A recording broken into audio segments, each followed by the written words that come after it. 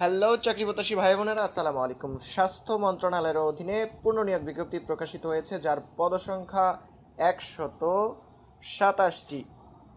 তো বন্ধুরা দেখবেন যার বিস্তারিত।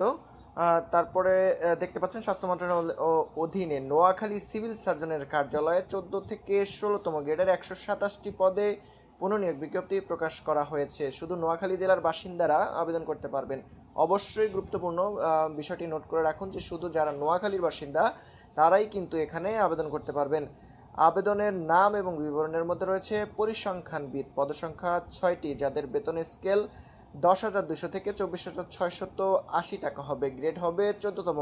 2 নম্বর পদে রয়েছে স্বাস্থ্য সহকারী, যার পদসংখ্যা 121টি। শিক্ষাগত যোগ্যতা অভিজ্ঞতা কোনো স্বীকৃত বোর্ড হইতে উচ্চ মাধ্যমিক সার্টিফিকেট বা সমমান পরীক্ষায় উত্তীর্ণ।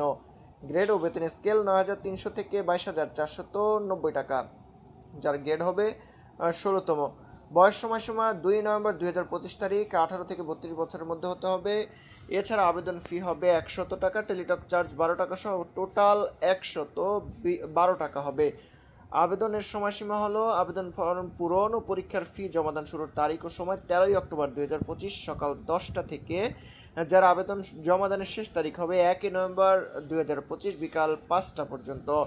তো এই পুনর্নিয়োগ বিজ্ঞপ্তিতে যারা পুনরায় নিয়োগ জন্য আবেদন করেছেন তাদের আবেদন করার প্রয়োজন নেই, এবং যথাসময়ের মধ্যে আপনারা আবেদন করবেন। শেষ সময়ের জন্য অপেক্ষা করে থাকবেন না। ধন্যবাদ সবাইকে। আসসালামু আলাইকুম।